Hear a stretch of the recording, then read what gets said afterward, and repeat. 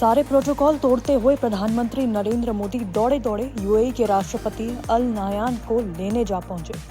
बोले, मैं अपने भाई को लेने खुद एयरपोर्ट आया हूं। दरअसल यूएई की राष्ट्रपति शेख मोहम्मद बिन जायद अल नाह्यान सोमवार को संक्षिप्त दौरे पर भारत आए।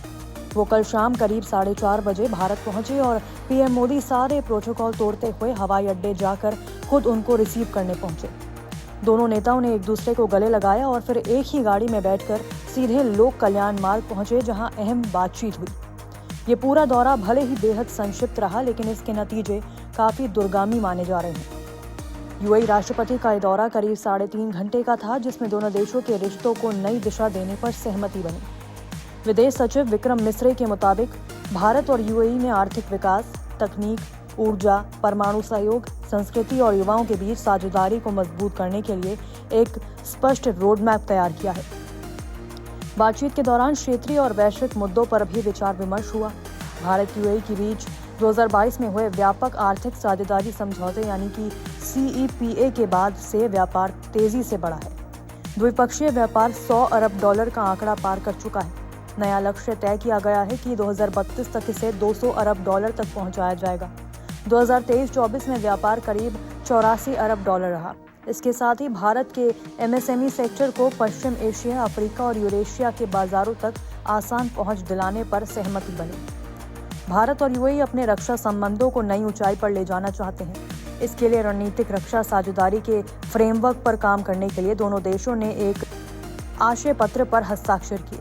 ऊर्जा सुरक्षा के लिहाज से एक बड़ा समझौता हुआ। यूएई अगले 10 साल तक हर साल 0.5 million metric ton LNG Bharat को देगा। ये समझौता HPCL और ADNOC गैस के बीच हुआ। कतर के बाद यूएई भारत का दूसरा सबसे बड़ा LNG सप्लायर है। दोनों देशों ने नागरिक परमाणु ऊर्जा के क्षेत्र में सहयोग बढ़ाने का फैसला किया। इसमें बड़े परमाणु रिएक्टर, स्मॉल मॉड्यूलर रिएक्टर, उन्नत परमाणु तकनीक और प्लांट संचालन में सहयोग शामिल रहेगा। भारत के नए कानूनों के बाद इस क्षेत्र में नए अवसर खुले हैं। इसके अलावा आर्टिफिशियल इंटेलिजेंस को भविष्य का अहम क्षेत्र मानते हुए यूएई की मदद से भारत में सुपर कंप्यूटिंग क्लस्टर स्थापित किया जाएगा। यूएई भारत में डेटा सेंटर इंफ्रास्ट्रक्चर में निवेश पर भी विचार करेगा। यहाँ यूएई गुजरात के धोलेरा विशेष निवेश क्षेत्र के विकास में भागीदारी करेगा। यहाँ अंतर्राष्ट्रीय एयरपोर्ट, पायलट ट्रेनिंग स्कूल, विमान रखरखाव सुविधा, greenfield port, smart city township, railway और ऊर्जा परियोजनाएं शामिल हो सकती हैं।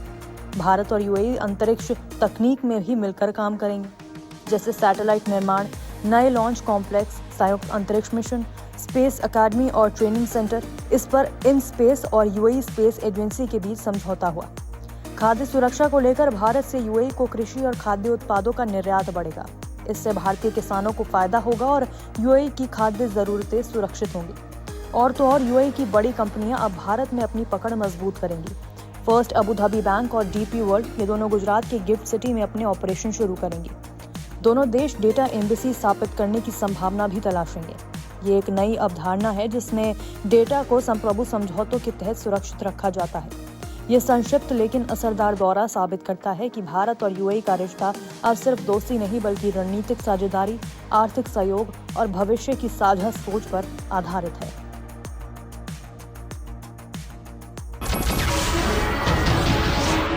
नमस्कार, मैं हूं मानक गुप्ता। अगर आपको हमारा ये वीडियो पसंद आया हो तो इसे लाइक और शेयर जरूर करें। और हां, हमें सब्सक्राइब और फॉलो करना ना भूलें ताकि आप देश और दुनिया की कोई खबर मिस ना करें। तो जुड़े रहिए हमारे साथ और देखते रहिए News 24।